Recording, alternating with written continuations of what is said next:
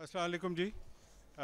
माज़रत थोड़ा सा ये इसमें इल्तवा हुआ इसको शुरू करने में, लेकिन हमारी कोशिश होगी कि जितना वक्त इसके लिए मुख्तस हुआ है वो उसका भरपूर फ़ायदा उठाएं।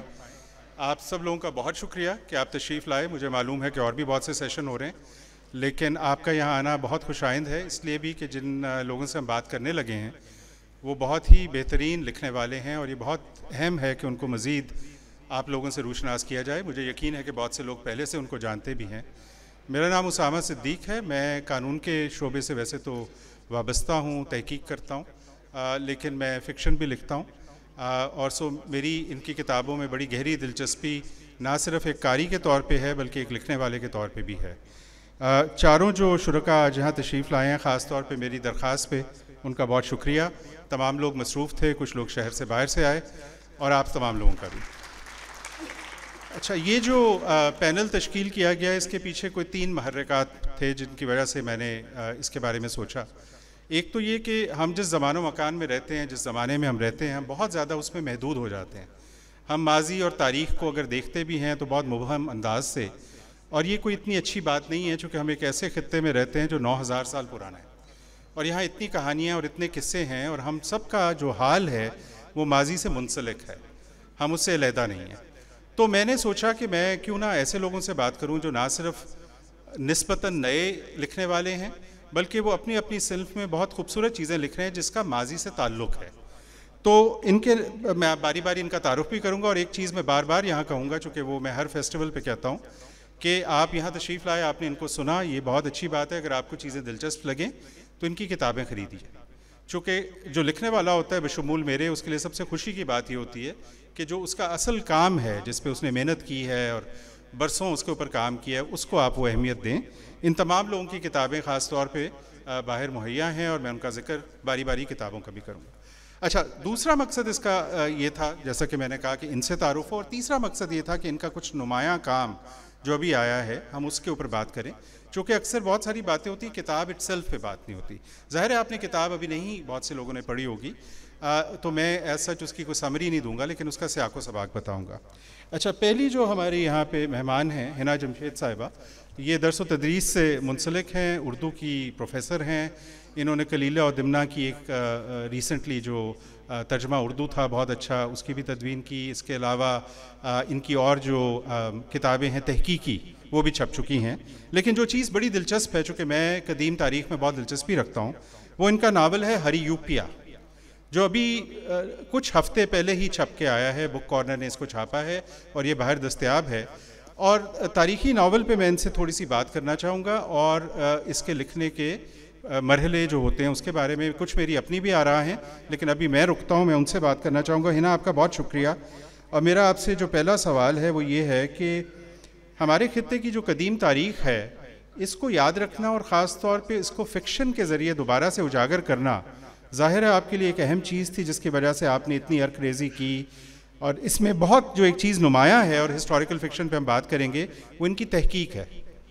चूँकि मेरे तई हिस्टोरिकल फ़िक्शन में तहकीक इंतहाई अहम है, और भी लवाज़मात हैं, लेकिन आप प्लीज़ फरमाइए कि किस तरह से आपको ख़्याल इसको लिखने का आया, और ये क्या किन मरहलों से आप गुज़री इतने पुरानी तारीख़ के बारे में एक इतना अच्छा शानदार नावल लिखने के लिए।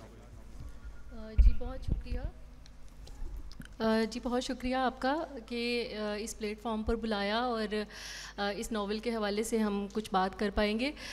देखिए, इस नावल को लिखने का ख़्याल मुझे अपने तालिब इल्मों के साथ किए गए मुकालमे से आया कि जब कभी हमारी बात होती थी क्लासरूम में, तो मैं उन्हें कभी भी कहती थी कि हमारे पास हड़प्पा की या मोहनजोदाड़ो की, और हड़प्पा तो हमारे बहुत करीब है क्योंकि मैं साहिवाल में रहती हूँ, तो जब भी मैं उन्हें कहती थी कि हमारे पास हड़प्पा की इतनी एक रिच या एक बड़ी एक शानदार किस्म की तहज़ीब रही है, या हम एक बड़ी शानदार तहज़ीब के अमीन रहे हैं, तो आप ज़रा जाके देखें कि हमारे पास कितना कुछ है। तो वो बड़ा हैरान होकर मुझे देखते थे, और उनके लिए वो सिर्फ़ खंडर या उजड़े हुए टीले या बयाबान जगह या बस ऐसा कुछ के अजायब खाना और उसमें रखी हुई कुछ पुरानी मूर्तियाँ या कुछ पुरानी चीज़ें, तो उनके लिए वो चीज़ें उस तरह से कभी भी दिलचस्प नहीं थी। फिर कभी तारीख़ के असातिज़ा से कभी मेरी इस हवाले से बात होती थी, तब भी वो यही कहते थे कि तालिब इल्मों के लिए तारीख़ उस तरह से दिलचस्प नहीं होती। تب میرے ذہن میں یہ بات آئی کہ کیوں نہ تاریخ کو، ظاہر ہے مجھے کیونکہ ہمیشہ سے تاریخ میں دلچسپی رہی ہے، اور جب بھی کبھی میں وہاں جاتی ہوں ہڑپا تو مجھے وہ چیزیں، اب اسے میرا تخیل کہہ لیں، اور اس ناول کے شروع میں بھی میں نے یہی بات بتائی ہے کہ یہ میرا تخیل ہے، مطلب یہ میرا تخیل ہے کہ میں اپنے تخیل کی آنکھ سے ہڑپا کو کیسا دیکھتی ہوں، کہ یہ کیسا رہا ہوگا، یا اس زمانے میں کیسے لوگ ہوں گے، کیا رہن سہن ہوگا، کیا تہذیب ہوگی، کیا ثقافت ہوگی، کس طرح کی چیزیں ہوں گی. تو یہ میرا تخیل تھا. تو پھر میں نے سوچا کہ کیوں نہ میں اپنے تخیل کو، جس کو میں امیجن کرتی ہوں، جن چیزوں کو میں دیکھتی ہوں، سوچتی ہوں، تو وہ میں ایک کہانی کی شکل میں دلچسپ بنا کے اس کو پریزنٹ کروں اور لے کر آؤں اور اپنے طالب علموں کو دکھاؤں کہ دیکھیے یہ ہڑپا تھا، تو یہ وہ تہذیب ہے جس کے ہم امین ہیں. تو ہمارے پاس تو اتنا کچھ ہے اور اتنا کچھ پڑھنے اور دیکھنے والا ہے. اب جو شہر ہوتے ہیں وہ کسی بھی قوم کی اجتماعی یادداشت ہوتے ہیں. ہم جب ماضی میں جاتے ہیں تو ہم اس اجتماعی یادداشت میں بہت کچھ دیکھتے ہیں. ان کی تہذیب ہی نہیں، ان کا طرز رہن سہن، ان کا آپس میں تبادلہ کہہ لیں خیالات کا، مختلف رسم و رواج کا، چیزوں کا. وہ لوگ کتنے پرامن رہے ہوں گے جنہوں نے ایک شاندار قسم کا شہر پلان کر کے، یعنی باقاعدہ اس کو منصوبے کے تحت بسایا گیا تھا. تو وہ کتنے خود کیسے لوگ ہوں گے جنہوں نے ایک شہر بسایا. اب شہر اجڑنے کی تو بہت سی وجوہات ہو سکتی ہیں، لیکن شہر بسانا کوئی آسان کام نہیں ہوتا. اس کے لیے پھر بہت سی چیزیں ہوتی ہیں، بہت سی اخلاقی اقدار ہوتی ہیں جو اس کی بنیاد میں کار فرما ہوتی ہیں، جس کے بغیر کوئی شہر بس نہیں سکتا. تو یہ بنیادی طور پر ایک میرا نہیں، آپ نے بہت سی اہم باتیں کی. ایک تو تاریخ کو دلچسپ طریقے سے دلچسپ پیرائے میں بیان کرنا، لیکن تاریخ کی جو ایک کلیدی اہمیت اپنی جگہ پہ ہے، اور پھر ظاہر ہے فکشن کا ایک اپنا اس کے علاوہ بھی مقصد ہے. مجھے ایک چیز بڑی خوبصورت لگی، اور میں نے ان تمام چاروں لوگوں کی کتابیں بڑے غور سے پڑھی بھی ہیں، ان کے اوپر لکھا بھی ہے. تو بطور ایک لکھنے والے کے بھی مجھے یہ چیزیں بہت متاثر کرتی ہیں کہ جو سٹائل آف رائٹنگ ہے. آپ کا ہر چیپٹر جو ہے وہ ایک چھوٹی سی کہاوت سے شروع ہوتا ہے، جو عموماً بڑی اس میں ایک نظم والی روانی ہے.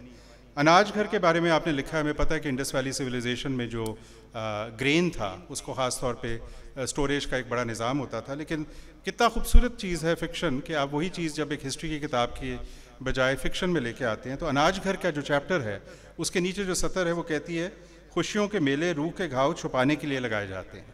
آل of a sudden you are transported to a much more metaphysical plane. میں آپ کی اس کتاب پہ، میرے تو خیر 20 سوال ہیں as a historical fiction person, میں آپ کے پاس آؤں گا، لیکن تاکہ تمام کتابوں کا ہم ایک جو ہے ابتدائی تعارف جو ہے وہ کر دیں. تو جو اگلی کتاب ہے وہ طیبہ عباس صاحبہ کی ہے، جو انہوں نے اپنی والدہ ہما آغا عباس صاحبہ کے ساتھ یہ کتاب لکھی ہے، اور اس میں بڑی خوبصورت ان کی والدہ کی پینٹنگز بھی ہیں. اور یہ اعلیٰ بک اینڈ آتھرز جو پبلیکیشن ہاؤس انہوں نے چھاپی اور باہر مہیا. یہ کتاب بذات خود دیکھنے میں بھی بڑی خوبصورت ہے. میرے خیال میں کتابوں کو خوبصورت ہونا چاہیے. میں تو ان کو دیکھ کے ایک استھیٹک ایکسپیرینس، یہ والی بھی اور یہ بھی. اچھا، اب یہ بڑی دلچسپ کتاب ہے، جو کہ ہمارے ہاں کے جو قصے ہیں سارے پاکستان کے، جو پرانے رومانوی فوک قصے ہیں، انہوں نے ان قصوں کو لے کے انگریزی میں ری ٹیل کیا ہے. So what you have done is that you have taken some of the most evocative and significant sort of tales, folk tales, and you have rewritten them. And when you rewrite something, there's also the license for creativity. You can interpret text in multiple ways, which is also what makes it so very beautiful, right? And so what you've done here is, and this is a tall order in many ways, it's a tough task, because mind you, something like Heer Ranja has been sung and so beautifully, and the original وارث شاہ کی جو تحریر ہے وہ اتنی خوبصورت ہے کہ ایک لحاظ سے یہ ایک انٹیمیٹیٹنگ ٹاسک ہے. لیکن آپ نے اس کے اندر یہ غالباً 9 کہانیاں ہیں جو پورے خطے سے ہیں، کشمیر سے لے کے سندھ تک. اور میرا اپنا میں نے جب اس کتاب کو کھولا تو میری ایکسپیکٹیشن تھی، but I was really fascinated by how beautifully these stories have been told. And my question to you was that, of course, I want to find out from every author about what is the inspiration. What is it also, if you could couple that with, what is it also about these particular tales that they continue to be so evocative, whether in translation or in the original? How did you come about writing it, and how do you define what is so remarkable about these stories? Bahut shukriya, Osama. I think that is a wonderful set of questions, and I feel I can answer them in many ways. But I would just like to begin with this point. I don't think there can be anything more timeless and immediate than the man-woman principle, or to put it really simply, a story of love. Because whoever we might be and wherever we might find ourselves in our lives, I mean, that's something we can all relate to. So you can see love, or you can refer to love as that primal act of creation under the tree of knowledge. So that's really going back to the genesis of all stories. Or you can see love as a force that creates, makes, and breaks societal structures and cultural world orders. Because at least when my mother and I were writing this book, when we were compiling these stories, we were very conscious of love as a measure through which you gauge a certain way of life in any part of the world. So love as a measure of how a man relates to a woman and how far a woman can be allowed to be who she is.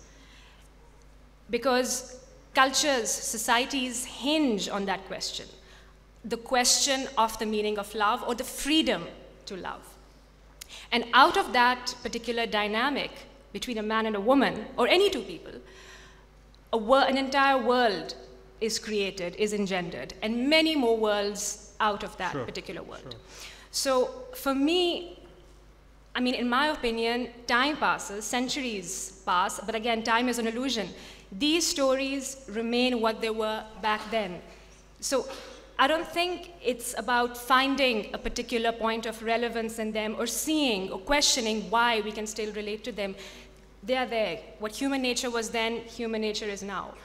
And when we were, I suppose this would be the question of language. Mm-hmm. Writing these stories in English was a very necessary and freeing experience, because I think language, English, apart from being our language as well, it's a language that belongs to no one, because it belongs to too many. So bringing out the universality and the timelessness of these stories was important to do it through English, because I feel it was necessary to sort of lift them out of a sense of cultural essentialism.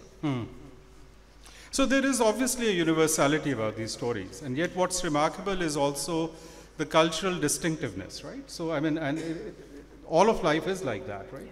There are universal elements, but I think what also fascinates me here is the fact that how much a thing is, how much any text lends itself to reinterpretation in different ways, right? So इन्होंने हड़प्पा को imagine किया है, हड़प्पा को 50,000 तरीके से imagine किया जा सकता है, किसी के लिए डिस्टोपिया है, किसी के लिए वो एक हायरार्किकल शायद जगह थी, इनका तो यूटोपिया है, if anything, if I may say so. And उसमें फिर सवाल उठते हैं. आपके केस में it's a text which you have kept loyal to in terms of the sequence of events and the larger sort of integrity of those events. But what you've also done very interestingly is to take chunks out of it and really magnified them. मुझे कम से कम लगा as a reader. It's also that every reader interprets them. So as I wrote in my review as well, there are instances in every story which stand out in my mind. So Mirza साहिबा के किस्से में जब तीर खींचा जा रहा है और वो मंजर आ रहा है कि भाई आ रहा है और किस तरह से the moment of betrayal has been. But that's a fascinating thing, and we'll talk a bit more about your how you decided to use the diction that you used and the challenges you faced. Moving on for the time being, Hasan Miraj साहब जो हमारे साथ तशरीफ़ लाए हैं, और ये बड़ा हुस्न इत्तफ़ाक़ है चूँकि मुल्क से बाहर रहते हैं, और ये एक छोटी सी विंडो थी, इनका एक प्ले जो है वो जिसके बारे में मैं चाहूँगा थोड़ा सा ये ख़ुद भी बताएं चूँकि he is a man of many parts. ये इनकी एक बड़ी खूबसूरत और सेलिब्रेटेड किताब है. सो ये कुछ चंद साल पहले आई थी और बहुत से लोगों को इसका पता है, लेकिन जिनको नहीं पता मैं चाहता था कि इसको मैं ज़रूर आज हाईलाइट करूँ. इसका नाम है रेल की सीटी. और इस किताब में इन्होंने जैसे कॉलोनियल ज़माने में रेलवे का जब ये जंक्शन बना पिंडी में और वहाँ से रेल की पटरी बिछी, जिस पे बहुत खूबसूरत चीज़ें लिखी गई हैं, लेकिन ये एक बाकमाल किताब है चूँकि इसमें ये पंजाब के छोटे बड़े बहुत से शहरों और कस्बों में उस रेल के ज़रिए जाते हैं और वहाँ पे फिर उन शहरों के ऊपर इनकी एक कॉमेंट्री है जो पोइटिक भी है, جو ہسٹوریکل بھی ہے, جو پولیٹیکل بھی ہے اور پولیمیکل بھی ہے. میں یہ جاننا چاہوں گا آپ سے, اور یہ سنگ میل نے چھاپی ہے اور یہ بھی باہر دستیاب ہے, کہ یہ جو ریل کا سفر آپ نے چنا, جو کہ ہمیں اے حمید کے ہاں بھی ملتا ہے ریل کا سفر, ہمیں تارڑ صاحب کا بھی انہوں نے اس دن ذکر کیا, ایک مضمون اس کے اوپر ہے, گریٹ ریلوے جرنیز کے اوپر بڑی خوبصورت چیزیں بنی ہوئی. What is it about real journeys which really brings out the sense of romance of people like you? اس کے مطلب ویسے تو بہت سے جوابات ہیں اس کے, اور اب تو کافی. رضا علی عابدی صاحب نے لکھا ہے کہ جب سے ریل چلی ہے لوگ اپنی بیٹیاں دور بیاہنا شروع ہو گئے ہیں. اس کے علاوہ ایک مجھے یہ میری ذاتی, کیونکہ میری زندگی کا ایک کافی طویل حصہ جتنی بھی ہے سفر میں گزرا ہے, اور یہ سفر جو تھا اس میں مجھے ہمیشہ دوسروں کے بارے میں, ہو سکتا ہے یہ چیز آج پولیٹیکلی انکریکٹ ہو, لیکن دوسروں کے بارے میں تھوڑی دلچسپی رہی ہے کہ یہ جو سامنے بیٹھے ہوئے میاں بیوی ہیں, کیا یہ واقعی کسی ضرورت کے تحت ایک چھوٹے سے شہر سے دوسرے مضافاتی قصبے کا سفر کر رہے ہیں, یا یہ اپنے بچے کی شادی کے دن رکھنے جا رہے ہیں. سو آپ وہ شخص ہیں جس کے بارے میں ریل میں لوگ کہتے تھے کہ یہ گھور کے کیوں دیکھ رہا ہے. جی جی جی میں وہی شخص, جی بالکل. اگر رائٹر کو یہ کرنا پڑتا ہے اس کے لیے کم از کم اتنا لائسنس ہے. تو وہ, اور دوسرا ایک ہے یوکرینین اسکالر ہیں, ان کا کہنا ہے کہ نوسٹیلجیا جو ہے وہ انسان کا it's a human resistance against the concept of time.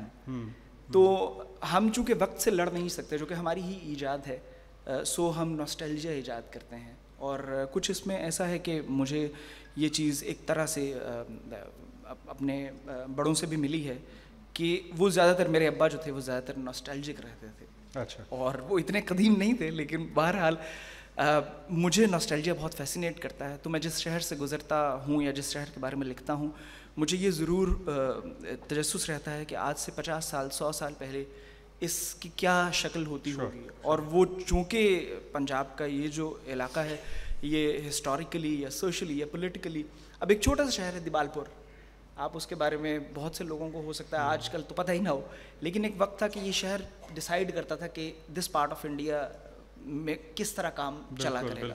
سو یہ ساری چیز جو ہے چھوٹی طاقت کے مرکز کس طرح سے تبدیل ہوتے ہیں, یہ بذات خود ایک حیران کن بات ہے.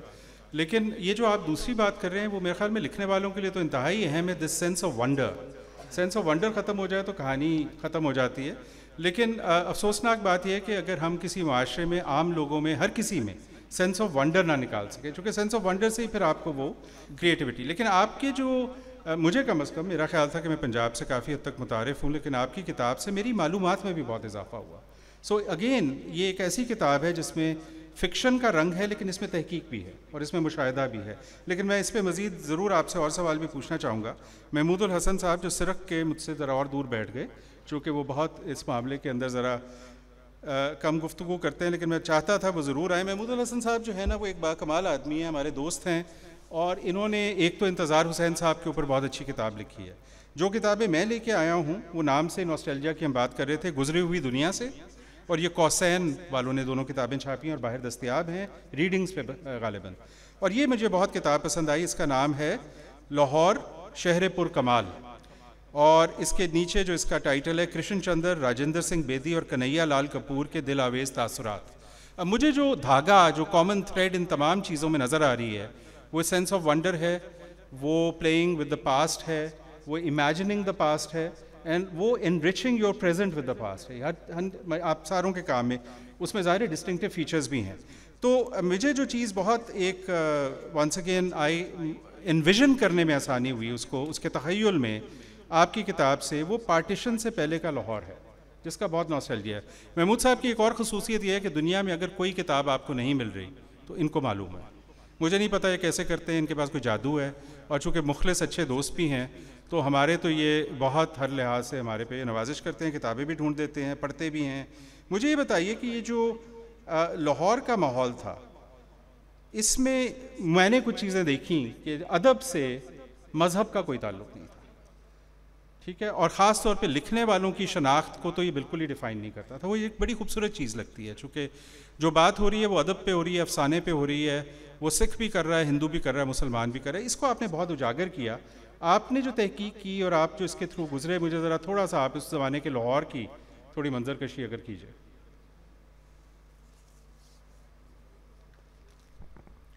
وہی جو آپ بات کر رہے ہیں کہ شاہد احمد دہلوی نے ایک جگہ لکھا ہے کہ یہ جو کہتے ہیں کہ آرٹسٹ کا کوئی مذہب نہیں ہوتا، تو اس کی تصدیق لاہور سے ہوتی تھی. اچھا.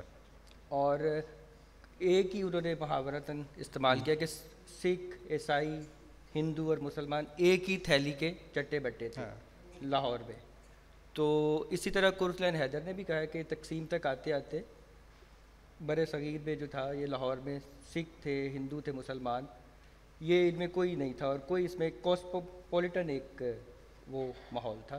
اور اس کتاب کا جو انتصاب ہے وہ بھی میں نے مولانا صلاح الدین احمد اور چودھری نذیر کے نام کیا ہے، جو پبلشر بھی تھے، اور ان تینوں رائٹروں کو انہوں نے پروان چڑھایا، پشتی بانی کی، ان کو سراہا. اور انہوں نے یہ نہیں کہ انہوں نے کہا ہے کہ ہم نے انہیں بڑھایا چڑھایا، ان رائٹروں نے اعتراف کیا ہے کہ ہم جس مقام پر پہنچے ہیں اس میں مولانا صلاح الدین احمد کا بہت کردار ہے، چودھری نذیر کا بہت کردار ہے. تو یہ سارا جو ہے، یہ جو میراث ہے ہماری، یہ جو تانا بانا ہے پبلشر کا، پڑھنے والے کا، لکھنے والے کا، اور بہت سے لوگوں کا، ایک تو یہ بڑا گہرا بھی تھا، لیکن ایک آپ نے جو بڑا دلچسپ کام کیا جو مجھے اس کا وہ کام ہر جگہ آپ کی کتاب میں نظر آتا ہے، وہ یہ ہے کہ آپ کو ان لوگوں کے آپس میں تعلقات کیا تھے وہ آپ نے ہمارے سامنے لے کے آئے جو ہمیں نہیں معلوم تھے. یہ کو 1972 کے اندر اگر کسی رسالے میں کسی ایک لکھنے والے نے دوسرے لکھنے والے کی بات کی ہے، ان کو معلوم ہے، یا ان دونوں کو معلوم تھی جب تک وہ حیات تھے. لیکن یہ بڑی اہم بات ہے چونکہ اس سے یہ نظر آتا ہے کہ یہ کمیونٹی تھی، اور لٹریچر کے لیے کمیونٹی اور سینس آف کمیونٹی بہت ضروری ہے. ایک تو ان تینوں رائٹروں کا بھی آپس میں بہت تعلق تھا، آپس میں انکریج کرتے تھے، آپس میں ایکسچینج کرتے تھے. اور دوسرے یہ تھا کہ امتیاز علی تاج اس زمانے میں بہت بڑا نام تھا، دارالارشاد پنجاب ان کے والد نے قائم کیا تھا. اس نے بر صغیر میں نہ صرف لاہور کے رائٹرز کو بلکہ پورے بر صغیر میں، لکھنؤ میں نیر مسعود صاحب اس ادارے کی کتابیں پڑھتے تھے، الطاف فاطمہ اس زمانے میں وہاں پہ تھی، سلیم الرحمان صاحب علی گڑھ میں تھے. تو یہ سارے لوگ لاہور سے اس طرح سے جڑے ہوئے تھے. ایک کتاب اس ادارے نے شائع کی، الحمرا کے افسانے، واشنگٹن، بالکل بڑی مشہور. تو اس کو بر صغیر کے سارے چوٹی کے رائٹرز نے، قرۃ حیدر نے، محمد حسن عسکری نے، ڈاکٹر آفتاب احمد نے، سب نے اپنے بچپن میں پڑھا، اور ہمیشہ جو ہے اس کا بڑا اچھا مضمون ہے یہ. وہ جو آپ کہہ رہے ہیں کہ کاسموپولیٹن ماحول تھا، تو اب وہ کرشن چندر ایک اینتھولوجی مرتب کر رہے تھے نئے زاویے کے نام سے. تو اس سلسلے میں انہیں امتیاز علی تاج صاحب سے بھی ریکویسٹ کرنی تھی کہ کوئی مضمون یا، تو انہوں نے قاسمی صاحب سے کہا کہ میں ان سے ملنا چاہتا ہوں. تو قاسمی صاحب نے جب اندر آ کے بتایا کہ کرشن چندر آپ سے، تو امتیاز علی تاج اتنے خوش ہوئے، انہوں نے کہا کہ تم نے اسے باہر کیوں کھڑا کیا، اندر لے کے آؤ سارا. تو یہ بھی تھا کہ ایک نئے لکھنے والے کا اکرام، اس کا اور اس کی جو ہے اس کی رسپیکٹ بھی. اور ایک اس میں ضمن یہ تھا کہ گیان چند جین نے آخری عمر میں کتاب میں انہوں نے یہ بات کی کہ جو غیر مسلم ادیب تھے ان کے جو فن کے اعتراف میں تھوڑا بخیلی سے کام لیا گیا. تو کم از کم ان تین رائٹرز کے حوالے سے میں نے بہت ان کے بارے میں پڑھا سارا، ان کے حوالے سے کوئی ایسا ثبوت مجھے نہیں مل سکا. ان کو انکریج کرنے والے سارے مسلمان تھے سب، یعنی کہ تھے. تو کم از کم ان تین رائٹرز کی حد تک پورے اعتماد سے کہا جا سکتا ہے کہ اس میں کوئی پلورالٹی اور ٹالرنس تھی، اور ان کی بھی عزت اپنے جو اکابرین ہیں یا جو رفقا ہیں وہ نظر آتی ہے. ایک چیز اور اس پہ، اور پھر میں ریورس آرڈر میں واپس آؤں گا، اور وہ یہ ہے کہ جو ان کا عشق ہے لاہور کے لیے وہ بڑا نمایاں ہے، جس سے یہ اندازہ ہوتا ہے کہ کسی شہر کا محل و وقوع، اس کا ماحول، اس کا آرکیٹیکچر کتنا اہم ہے تخلیقی کام کے لیے. اور اس سے یہ بھی اندازہ ہوتا ہے کہ پھر وہ تخلیقی کام کرنے والا اس شہر کو جیسے نمایاں کرتا ہے. ہمارے جو تاثرات میں کوئی شہر ہوتا ہے وہ صرف فزیکل شہر نہیں ہوتا، وہ شہر بھی ہوتا ہے جس کے بارے میں ہم نے پڑھا ہوتا ہے. لیکن یہ جو ان کی شدت محبت تھی لاہور کے لیے، اس پہ تھوڑا بتائیے. اچھا، لاہور سے محبت ایک تو یہ تھی کہ یہ یہاں پہ رہتے تھے، پھر ان کی پہلے مضامین یہاں پہ شائع ہوئے، پہلی کتابیں یہاں پہ شائع. تو جس شہر سے آپ آغاز کرتے ہیں، پھر مقبولیت ملتی ہے، پھر اس وہ سارا بھی تھا. پھر دوسرے پارٹیشن کی وجہ سے یہ یہاں سے چلے گئے. تو اتفاق کی بات ہے کہ بہت سے رائٹرز کو تو واپس آنے کا موقع ملا، ان تینوں کو نہیں کبھی ملا. اور یہ ہمیشہ جو ہے وہ آخری زمانے میں کرشن چندر نے قاسمی صاحب کو خط لکھا اور کہا کہ اس کافر ادا شہر کے بارے میں میں سوچتا بھی ہوں، ذکر تو کجا، سوچتا بھی ہوں تو میری آنکھیں بھیگ جاتی. اور پھر یہ بھی تھا کہ ان رائٹرز میں اب 2 فرلانگ لمبی سڑک جو اردو کی مشہور ترین کہانیوں میں سے، تو وہ بھی میں دیکھتا تھا کہ یہ تو اس سڑک پر تو میں بھی کئی دفعہ چلا ہوا. بیدی تو بہت حوالے دیتے ہیں لاہور کے اپنے افسانوں میں. اور پھر یہ صرف ادبی حلقوں میں نہیں تھے, عام ان کی بھی دلچسپیاں تھیں, تو لوگوں سے ملتے تھے, تحریکوں میں حصہ لیتے تھے, تو وہ سارا ایک اس شہر سے لوگوں سے ان کا جو رابطہ تھا. بیدی صاحب ڈاک خانے میں کام کرتے تھے, اور کنہیا لال کپور برراج ثانی کے کلاس فیلو تھے, بخاری صاحب کے شاگرد تھے, اور کرشن چندر کا بھی اس شہر سے بہت دلچسپ تعلق رہا. حسن, آپ کی جو کتاب ہے اس میں کبھی کبھار مجھے ایک تھوڑی سی تشنگی یہ ہوتی تھی جو بعد میں غائب ہو گئی, کہ آپ کا جو بیانیہ ہے, جو ایک ڈسکرپٹیو بیانیہ ہے, جو رومانوی بیانیہ, وہ اتنا خوبصورت ہے کہ انسان کا دل کرتا ہے کہ میں دیپال پور کی آپ کی منظر کشی دیکھتا رہوں. اور میں نے آپ سے بات کہی بھی کہ یہ کتاب لمبی ہونی چاہیے تھی. عموماً انسان یہ کہتا نہیں ہے, لیکن دل میں یہ ہوتا ہے کہ کتاب چھوٹی ہونی چاہیے تھی, لیکن آپ کی واقعی لمبی ہونی چاہیے تھی. تو ایک تو یہ کہ آپ کے پاس جتنا مواد ہے وہ, لیکن آپ نے جان کے, چونکہ آپ کے ظاہر ایک پولیٹیکل سائڈ ہے جو بڑی پروناؤنسڈ ہے, اور آپ کا پلے بھی آرٹیکل 25 پہ جو ہے, تو اب چکر یہ ہے کہ یہ ایک اس کتاب میں ایک بڑا گہرا احساس زیاں بھی ہے, اور وہ کئی لیولز پہ ہے. وہ احساس زیاں جو ہے وہ کئی دفعہ آپ کی نثر کو مغلوب بھی کر دیتا ہے, لیکن اس کی وجہ سمجھ آتی ہے. مجھے لگتا ہے کہ آپ کا فرتے جذبات اتنا زیادہ ہے, لیکن مجھے لگتا ہے کہ لکھتے ہوئے ایک درد کا احساس بھی ہوتا ہے. تھوڑا بیان کیجئے کہ آپ کے کیا تاثرات تھے, اور وہ کن کن محرکات کی وجہ سے آپ کے تاثرات میں اتنا درد ہے اس میں. مطلب اس کی مثال ویسے تو خیر بہت سے شہر, آپ کوئی بھی شہر اٹھا لیں, اب تو جو آپ کوئی بھی پنجاب کا شہر اٹھا لیں, آپ کو نظر آئے گا کہ مذہب کے نام پہ اس میں پرابلی شاید کہ میں نے لکھا بھی ہے کہ مذہب کے مطلب تو راستہ دینے کے ہیں, لیکن ہمارے ملک میں جب بھی راستہ روکا گیا اس کی توجہ جو ہے وہ مذہب سے نکالی گئی. میں جب نوسٹلجیے کی طرف جاتا ہوں تو میں لائل پور کے بارے میں اپنے ابا سے پوچھا کرتا تھا. جب میں کتاب کا مین یا میں ہسٹوریکل ٹیکسٹ دیکھتا ہوں تو مجھے یہ پتہ لگتا ہے, I had the good fortune to work with Mark Lyall Grant, جو کہ جنہوں نے جیمز براڈ ووڈ لائل, جنہوں نے بنیاد رکھی تھی لائل پور کی, ان کے خاندان سے ہیں.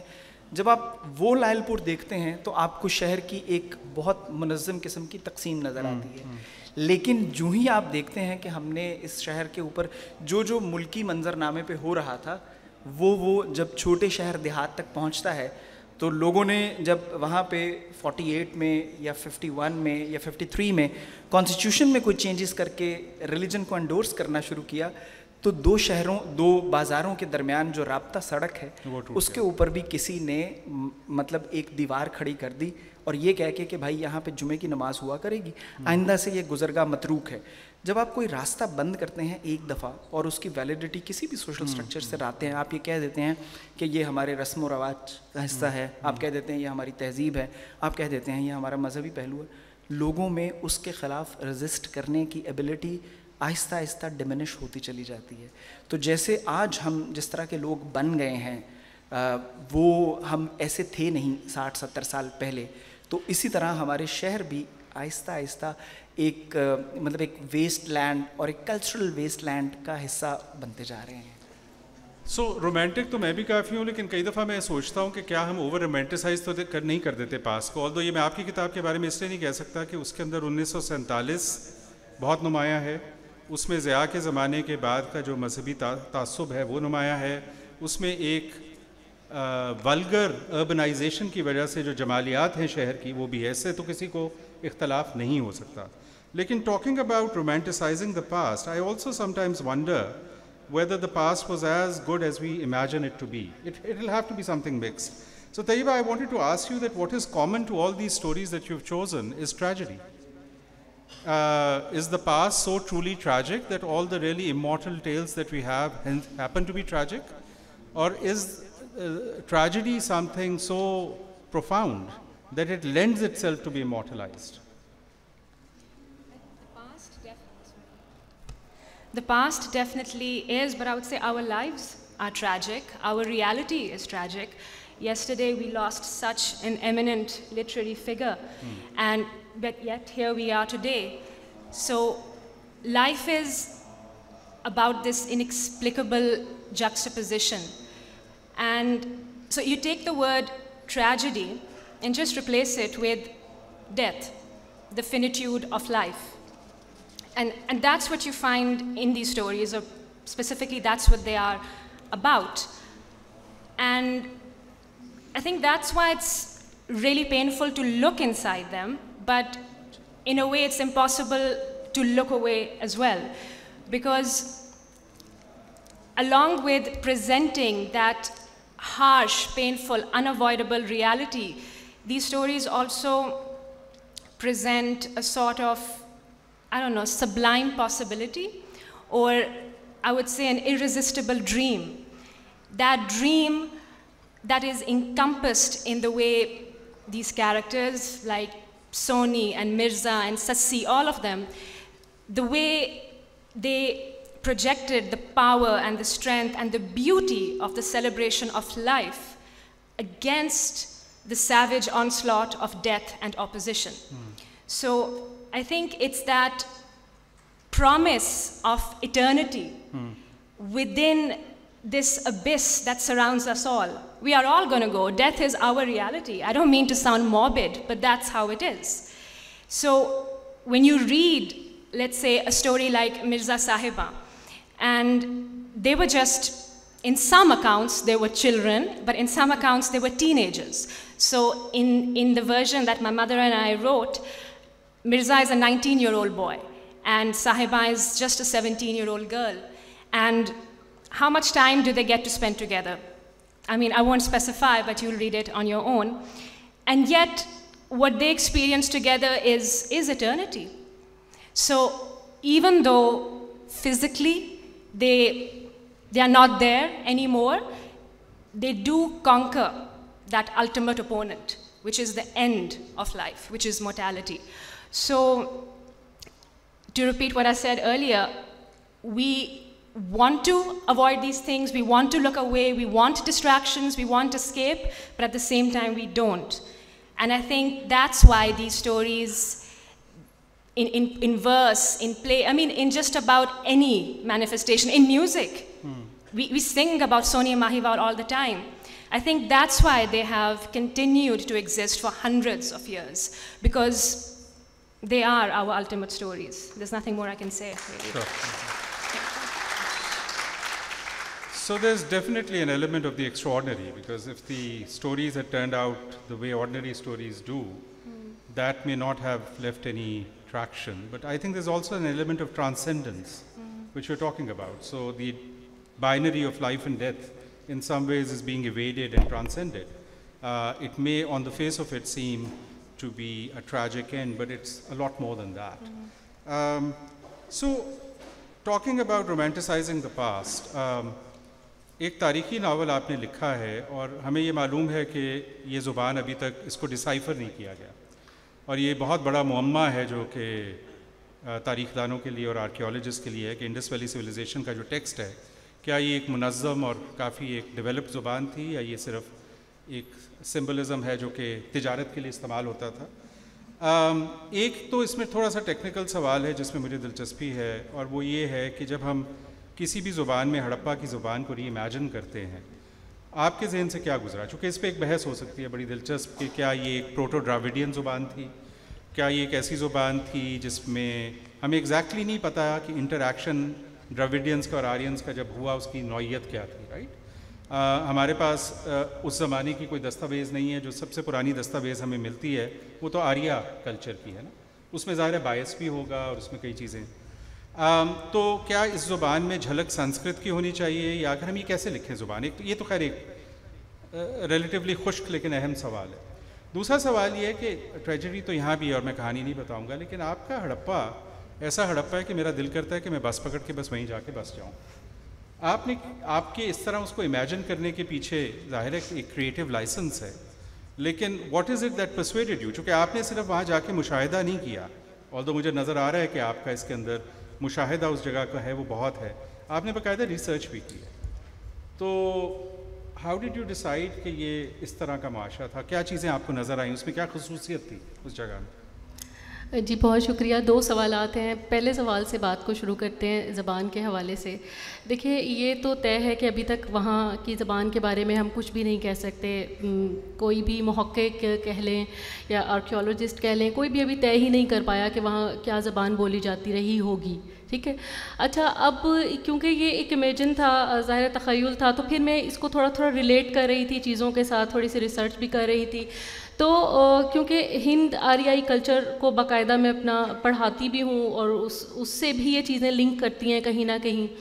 تو جب ہڑپا کی تہذیب کا یہ عروج ہے اور اس کے بعد جب یہ اس کا ایک ڈکلائن ہے, تو یہ سمجھ لیں کہ 1500 قبل از مسیح کا ایک ہے پیریڈ ہے جس میں اس کا ایک ڈکلائن کہہ لیں یا زوال کہہ لیں کہ وہ سامنے آتا ہے. اب یہ وہ پیریڈ ہے کہ جب ہمارے پاس ہند آریائی کلچر شروع ہو رہا ہے. جب ہند آریائی کلچر ہمارے ہاں پروان چڑھ رہا ہے تو پھر وہ دو طریقوں سے ہے کہ اس میں ظاہر ہند یورپی ہے اور پھر اس میں ہند ایرانی ہے. جب ہند یورپی کی بات کرتے ہیں تو پھر اس میں اٹیلین, اس میں جرمینک, اس میں لاطینی لیٹن کہہ لیں, اور بہت سی زبانیں جو یورپ سے اس طرف ٹریول کرتی ہیں. جب ہم ہند ایرانی کی بات کرتے ہیں تو اس میں قدیم ایرانی جس میں آرمینین کہہ لیں یا جس میں اوستن کہہ لیں یا پرانی فارسی کی زبانیں کہہ لیں وہ آ جاتی ہیں. اٹ مینس کہ یہ ایک مکس کلچر کہہ لیں, جو کلچر بھی کہہ لیں, زبانیں بھی کہہ لیں, تو ان سب کی آمیزش ہے جو چل رہی ہے. اب اس ناول میں دانستہ کچھ میں نے کوشش کی کہ کچھ سنسکرتی لفظوں کو لے آؤں اور کچھ پرانی آوستن کے الفاظ آ جائیں, یعنی کچھ لفظوں کو بلینڈ کیا. اب یہ بھی کیونکہ امیجن کر رہی تھی چیزوں کو, تو یہ میری ایک اپنی دانستہ کوشش تھی کہ ظاہر ہے سنسکرتی کے کچھ نہ کچھ خد و خال اس زمانے میں کلیئر ہونا شروع ہو گئے تھے, تو پھر یہ وہاں سے تھوڑا تھوڑا بلینڈ کیا گیا, کیونکہ سنسکرتی میں بھی پھر ہند یورپی, ہند آریائی اور ہند ایرانی یہ سب مکس کر کے, اور پھر تھوڑا تھوڑا سا بس یہ ایک کہہ لیں کہ تخیل کے طور پر ایک زبان کا ایک ہیولا سا بنانے کی کوشش کی کہ شاید کچھ ایسا ہو. اب ظاہر ممکن تو یہ نہیں ہے کہ بالکل ہی ویسی کوئی زبان ہوگی, استناد تو ہرگز نہیں ہے, کیونکہ ہم تاریخ سے ناول نکال سکتے ہیں, ناول بنا سکتے ہیں, ناول تخلیق کر سکتے ہیں, لیکن ناول سے ہم تاریخ نہیں تخلیق کر سکتے. ناول ڈیفینیٹلی وہ فکشن ہے اور وہ چیزیں فکشنائز ہیں, وہ سب تخیل کی کارستانی ہے, اس میں کردار بھی فکشن پر ہوتے ہیں. ہاں, لیکن ایلیمنٹس ہسٹری کے آ سکتے ہیں, تو وہ میں نے اپنی طور پر دانستہ تھوڑی کوشش کی کہ کچھ ایسے اس کو بلینڈ کیا جا سکے.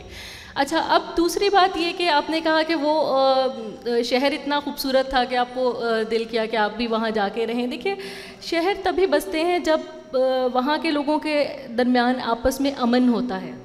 اگر امن نہیں ہوگا شہر نہیں بسے گا. ٹھیک ہے, کچھ بنیادی اخلاقی اقدار ایسی ہیں جو لوگوں کو ایک دوسرے سے جوڑ کے رکھتی ہیں, جس میں امن ہے, بھائی چارہ ہے, مروت ہے, دوستی ہے, اخوت ہے, یگانگت ہے, اکٹھ ہے, جس کی وجہ سے سب ایک ساتھ رہ پاتے ہیں. یہ ایک پرامن شہر ہوگا تبھی یہ بسا ہوگا.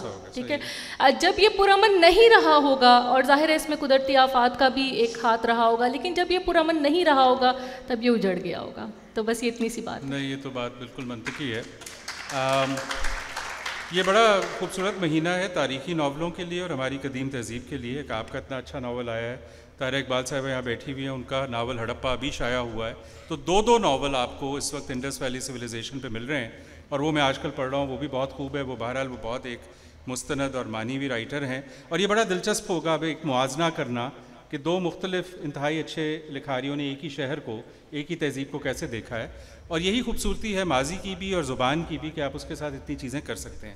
میں چاہوں گا کہ شاید ایک آدھے سوال کا بھی وقت نکل آئے, لیکن ایک چیز میں آپ چاروں سے مختصراً پوچھنا چاہوں گا, چونکہ مجھے کم از کم بہت دلچسپی ہے. آپ کا اگلا پروجیکٹ کیا ہے, آپ کیا لکھ رہی ہیں؟ باقی بھی تیار ہو جائیں. اگر نہیں بھی لکھ رہے تھے تو بنا لیں فوری طور پہ. آپ کیا لکھ رہی ہیں؟ میں تھوڑا ہسٹری پر ہی جا رہی ہوں, کیونکہ تاریخ میری پسند کی ایک ایسی چیز ہے کہ میں اگر کسی کھنڈر کہہ لیں یا کسی ویران جگہ سے کہہ لیں, وہاں سے گزر بھی جاؤں تو مجھے خود بخود چیزیں, اگر میں اس کے بارے میں تھوڑی بہت معلومات رکھتی ہوں تو وہاں سے کچھ چیزیں زندہ ہونی شروع ہو جاتی ہیں. یہاں تک کہ اگر شاہی قلعہ ہو یا کوئی روہتاس کا قلعہ ہو, میں وہاں بھی جا کر کھڑی ہوں اور صرف دیوار کو بھی ہاتھ لگاؤں تو مجھے محسوس ہوتا ہے کہ کسی نے اسے کیسے بنایا ہوگا اور یہاں پر کیا ایک تاریخ رہی ہوگی. تو میں تاریخ کی طرف ہی دوبارہ جانا چاہوں گی اور وہیں سے ہی پھر کچھ نیا کام بات ہے. اور ایک مجھے بار بار خیال آتا ہے, اور وہ اس سے بھی غالباً لکھنا مشکل ہے, کہ کسی کو مہر گڑھ کے بارے میں بھی لکھنا پڑے گا. چونکہ ہم کوٹ ڈی جی سویلائزیشن اور اس سے پیچھے مہر گڑھ جائیں تو یہ کیا کمال خطہ ہے. کئی دنیا کے ملک ایسے ہیں جہاں کی تاریخ 200 سال ہے, اس پہ بھی انہوں نے ٹکٹ لگائی ہوئی ہے. ہمارے پاس 9000 سال ہیں اور ہم اس کو بچا نہیں پا رہے. طیبہ, آپ غالباً you are writing a new novel, you are writing your first novel. Gee, I am writing my first novel, and it's a novel, or it's a piece of work that has been there in the making for a very long time, actually. It kind of developed out of a short story that I wrote when I was a child. So it's taken, a few decades. And I was actually working on this seriously, like 2-3 years back, but then I had to put it aside when I started working on The Night in a Hair with my mother. But mythical retellings will always be my weakness, so I'll just say a lot of myth figures in this novel, and it is set in Okara, because I belong to Okara, so that's all I'll say right now. So Okada has a very rich tradition of producing good writers, and that sounds great. I mean, आप दोबारा तारीखी novel का सोचिए, you're thinking about mythology, which also is reflective in your book. असन आपको तारीख से बहुत दिलचस्पी है, आपका एक अस्करी पस मंज़र भी है, आप पोठोहार के खूबसूरत इलाके से ताल्लुक़ रखते हैं, और जहाँ तक मुझे याद है आपने ज़िक्र किया था कि आप पहली जंग अज़ीम में पोठोहार से ताल्लुक़ रखने वाले जो सिपाही उन मगरबी सरहदों पे जाके लड़े, उनके बारे में गालिबन अभी किताब लिख रहे हैं जो कि जी बिल्कुल, एक छोटा सा इसमें एडेंडम है, वो ये कि मेरा ताल्लुक पोठोहार से अच्छा नहीं है, आप वैसे वहाँ पे जी मैं एक तो ज़ाहिर नौकरी और दूसरी नौकरी भी, मेरी बेगम जो है वो पोठोहार से, तो मेरा फिर आपका घर वहीं हुआ? जी बिल्कुल बिल्कुल, मेरी पैदाइश लायलपुर की है। तो मैं अब जो काम कर रहा हूँ वो जंग अज़ीम अव्वल में आज से तकरीबन कुछ 5-7 साल पहले एक ISPR की डॉक्यूमेंट्री के सिलसिले में हम इस शहर में आए थे, और इस शहर में हमने जंग अज़ीम अव्वल फर्स्ट वर्ल्ड वॉर की जो एक डिवीज़न था वो लाहौर से गया था। ISPR इतने अच्छे काम भी करती है उस वक़्त ठीक है। तो अब वो जो चिट्ठियाँ थी कुछ, उनसे फिर मैं उन पंजाबी सिपाहियों की कहानियाँ लिख रहा हूँ जो यहाँ से गए और वो एक बिल्कुल नए मौसम में एक ऐसे बादशाह के ख़िलाफ़ जंग लड़ रहे थे जिसको वो नहीं जानते थे, एक ऐसे बादशाह के लिए जिसको वो कभी नहीं मिले थे। तो ये द ह्यूमन टोल जो कि हिंदुस्तान के सिपाहियों ने दिया है इन जंगों को लड़ने का, वो ट्रेमेंडस है जी। 1.7 million people went to fight this war. Mahmood, आप क्या लिख रहे हैं या सोच रहे हैं लिखने का? गुलाम अब्बास मेरे पसंदीदा अफसाना निगार हैं, तो मेरे ख्याल में अगर मुझसे पूछा जाए कि किसी एक राइटर को लाहौर ने हर तरीके से राइटर बनाया है तो वो गुलाम अब्बास। अच्छा, तो वह इस हवाले से सारा जो गुलाम अब्बास का लाहौर से ताल्लुक़ था, या जहाँ से उन्होंने सारा सफ़र शुरू किया आदमी, तो उस हवाले से और उसके साथ पतरस बुखारी का भी उसी ज़माने का लाहौर, चूँकि दोनों की दोस्ती भी बहुत थी, तो इन दोनों को करके तो लाहौर को उस ज़माने बहुत खूब। और ये बहुत अहम होगा लाहौर को समझने के लिए, गुलाम अब्बास को समझने के लिए, और उस ज़माने की जो अदबी आपस के ताल्लुकात और जो राब्ते थे उनको समझने के लिए। तकरीबन 10 या 8 या 9 मिनट है। मैं हमेशा कोशिश होती है कि जो हमारे दोस्त आए हुए हैं अगर उनके जहन में कोई सवाल हो, अच्छा सवाल हो तो वो बोनस होता है, लेकिन आपके जहन में कोई सवाल है? यहाँ पे माइक है जी हमारे पास, अगर किसी ने सवाल पूछना हो। जी, कोई इंतज़ामिया में से हैं यहाँ पे साहब? चलिए आप बोलिए। हाँ जी, आ जाइए।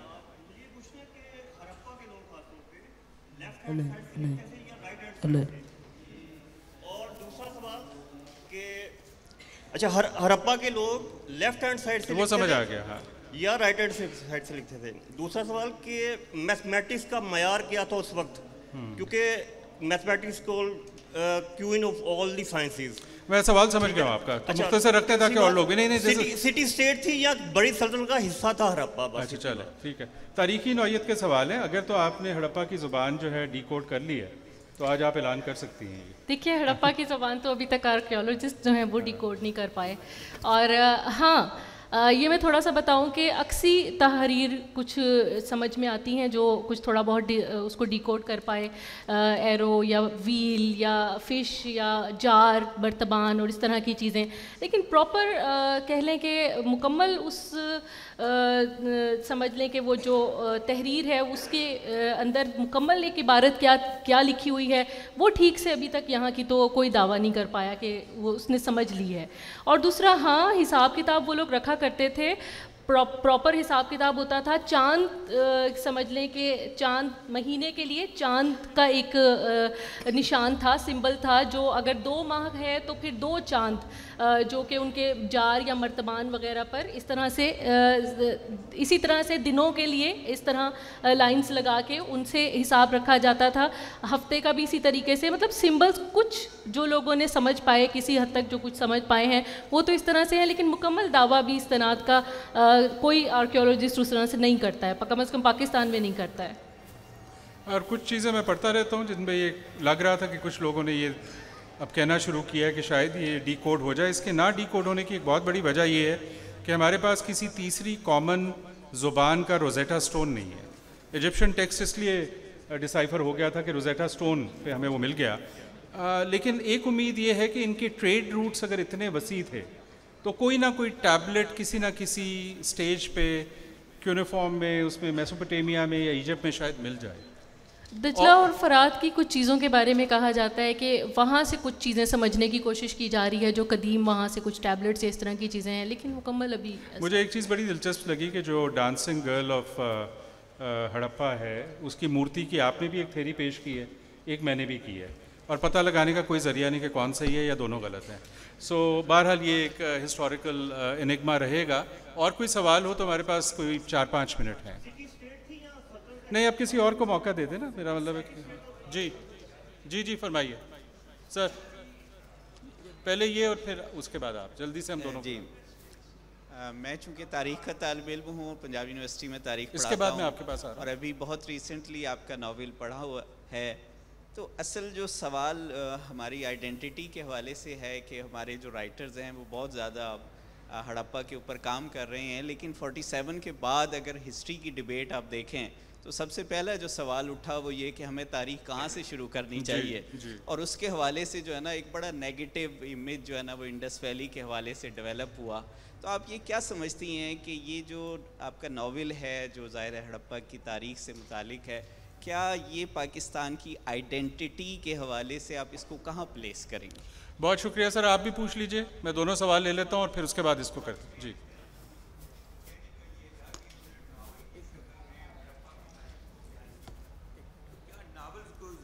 कि नावल की शक्ल में इसको बयान किया जाए. वो नॉवलिस्ट है ना, तो वो तो उसी में करेंगे ना. तो जो तारीखदान है वो कर रहे हैं. तारीख जो है वो एक अलग सब्जेक्ट है. क्या तारीख को हम नावल में समझ सकते हैं, ये बात है. अच्छा, और क्या ये वल्गैरिटी तो नहीं पैदा करेगा? अब मैं बात करती हूँ, मैं इन दोनों ही सवालों के साथ जवाब देना चाहती हूँ. आपने कौमी शनाख्त के हवाले से ज़ाहिर सवाल किया है. जब 47 के बाद पाकिस्तान बना और पाकिस्तान बनने से लेकर आज तक हमने अपने आप को, हम बड़े फ़ख्र से कहते हैं हम मुसलमान हैं, हाँ हम मुसलमान हैं, लेकिन हमने अपनी समझ लें आइडेंटिटी को या शनाख्त को बहुत 1400 साल पीछे जाके हम इस्लामाइजेशन के हवाले से उसको वहाँ से कनेक्ट कर रहे होते हैं. ठीक है, हम जिस धरती पे रहते हैं असल में हमारी रूट्स इधर हैं, तो हम उन चीज़ों से डिस्कनेक्ट नहीं हो सकते या हम अपने आप को काट तो नहीं सकते. हम यही बात जो थी ये मुझे महसूस होती थी कि मेरे तालिब इल्मों को लगता था कि वो कोई और ही लोग थे और वो बिल्कुल हमसे अलहदा थे और वो कोई अज़ाब इलाही था जिसकी लपेट में आए. हालांकि कुदरती आफात तो ज़ाहिर है अभी हम तुर्की के यहाँ से देख रहे हैं, तो ये कुदरती आफात हैं, इसका ताल्लुक़ अज़ाब इलाही के साथ उस तरह से हम नहीं जोड़ सकते. तो ये एक चीज़ ऐसी थी जिसके साथ मैं खुद चाहती थी कि बजाय वो अपनी तारीख़ 47 से या कुछ पहले से या 1400 साल से जोड़ें, वो अपनी तारीख़ को वहाँ से जोड़ें जहाँ हज़ारों साल पीछे से हमारी तारीख़ शुरू होती है कि हम इस धरती के रहने वाले लोग हैं और हमारी रूट्स इतनी गहरी हैं यहाँ पर. अच्छा, बाकी जो दूसरी बात है कि एक तारीख़ को नावल में बयान करना, उसका मकसद मेरा यही रहा कि हम जब बच्चों को या अपने तालिब इल्मों को या हम सभी लोग जब तारीख़ पढ़ते हैं तो हमें वो खुश्क एक मजमून महसूस होता है, हमें लगता है ये ड्राई है और हम उससे थोड़ा सा भागते हैं या बाज़ लोग भागते हैं उससे. तो उसको अगर हम थोड़ा सा फिक्शनाइज़ करके या कहानी की शक्ल में हम अपने बच्चों को सुनाएं तो मुमकिन है उनकी कोई दिलचस्पी इस चीज़ में पैदा हो और वो थोड़ा ज़ाहिर है नावल के बाद लोगों ने सोचना शुरू किया, या मुझे कम अज़ कम इस बात की खुशी हुई कि इस नावल के बाद लोगों ने थोड़ा उनकी तवज्जो हड़प्पा की तरफ गई या इंडस इंडस वैली सिविलाइजेशन की तरफ गई और उन्होंने उसके बारे में थोड़ा सा पढ़ना शुरू किया. बस मैं यही चाहती थी कि कम से कम हम उस तहज़ीब के बारे में जानें और हमें ये पता हो कि हम इतनी बड़ी तहज़ीब के या इतनी रिच एक सिविलाइजेशन के अमीन हैं. बस ये मेरा मकसद था और ये अल्लाह का शुक्र है कि ये पूरा हुआ. और मैं आखिरी बात ये कहता चलूँ आपकी बात को आगे बढ़ाते हुए कि इतनी पुरानी तारीख़, इतनी खूबसूरत रोमानवी कहानियाँ, इतने खूबसूरत छोटे बड़े शहर और उनकी इनफरादी तारीख़, इतनी खूबसूरत लिटरेरी और इंटेलेक्चुअल ट्रेडिशन और राइटर्स और उनका ताल्लुक़, ये वो तमाम चीज़ें हैं जो एक सकाफ़त को बनाती हैं. आप चारों की किताबें इन तमाम चीज़ों को हमारे सामने लेके आती हैं और इससे अच्छा तोहफ़ा हो नहीं सकता हम सब के लिए. इसलिए हम आपके शुक्रगुज़ार हैं और आपके भी शुक्रगुज़ार हैं. आप आए और इतनी मोहब्बत और दिलचस्पी से बात सुनी और अब मोहब्बत का मज़ीद इज़हार नीचे जाके किताबें ख़रीद के की. आदाब. Good afternoon everyone. I'm Afreen Seher. I'm an assistant professor at the Indus Valley School of Art and Architecture and also a member of the Arts Council of Pakistan, Karachi.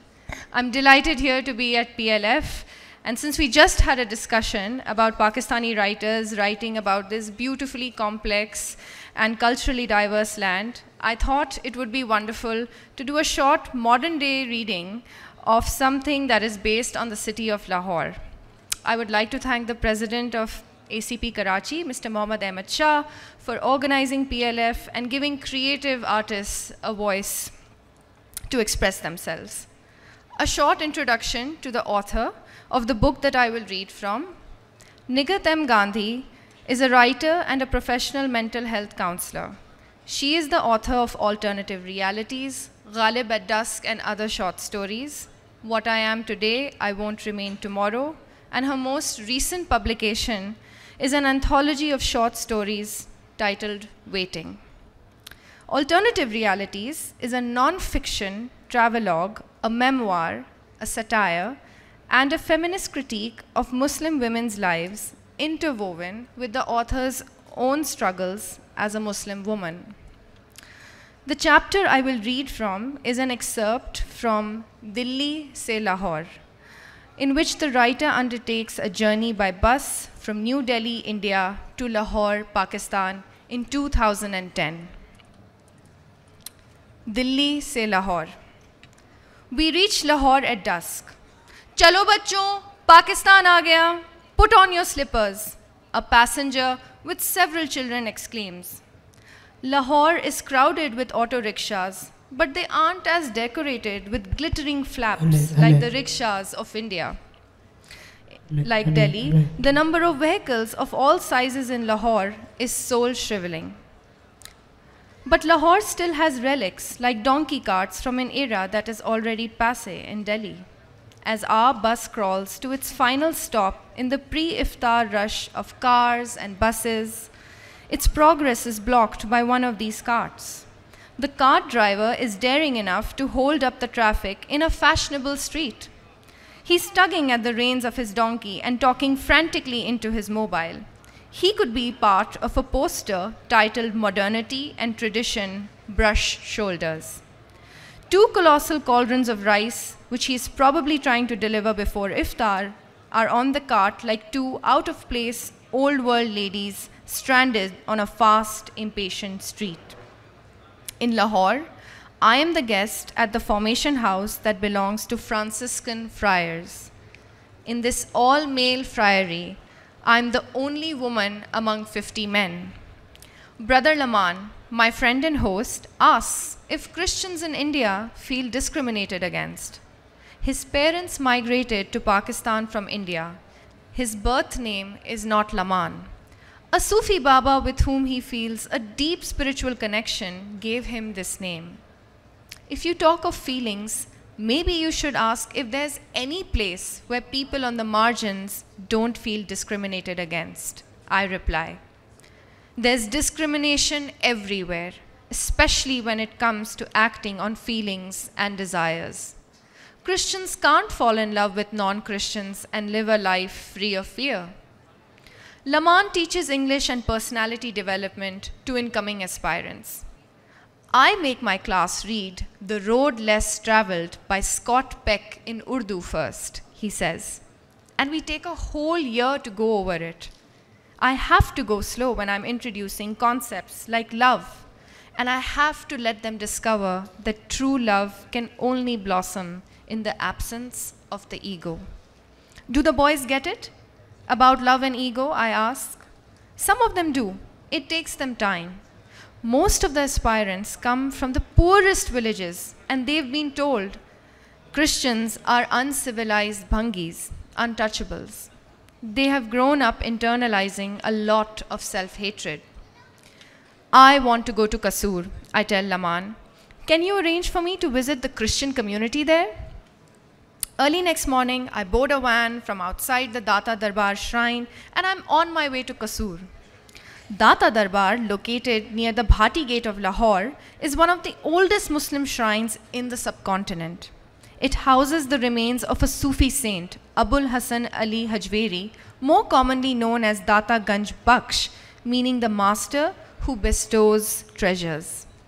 He is said to have lived on the site in the 11th century. In July 2010, 2 suicide bombers blew themselves up at Data Darbar Shrine on a Thursday, the day when thousands of poor devotees thronged the shrine.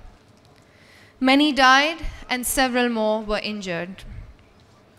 Absence of safer alternatives had returned the homeless to their nightly shelter on the traffic islands outside the bombed shrine. The homeless of Lahore are asleep on the traffic islands. Like their Delhi brethren, they are concealed from head to foot under dirty sheets that keep away mosquitoes and visibility. Kasur is a dusty little town surrounded by green villages about an hour's ride from Lahore. Over there, I am met by the nuns from the convent of Our Lady of Sorrow and Our Lady of Joy. Their church is a red brick building, sitting serenely in a compound filled with ancient neems. The nuns run a school for 500 children and live behind the church in a simple house. We sit down to tea in the parlor.